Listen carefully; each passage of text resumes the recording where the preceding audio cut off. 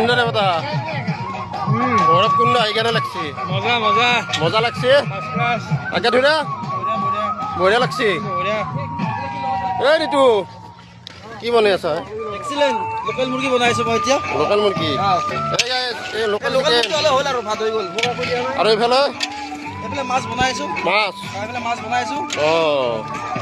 Broiler আৰু এইটো guys আমাৰ ভাগিন সকলোৰে ভাগিন ৰাইজৰ ভাগিন মৰমৰ ভাগিন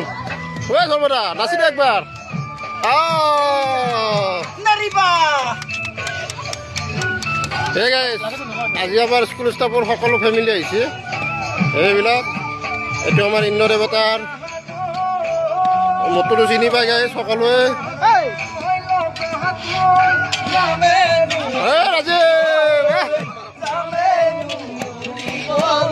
ৰাজীৱ কি আছে মাংস খাব নেকি অঁ ব্ৰইলাৰ ব্ৰইলাৰ আৰু লোকেল আছে নহয় লোকেল অলপ আছে। দেৰিকৈ খাম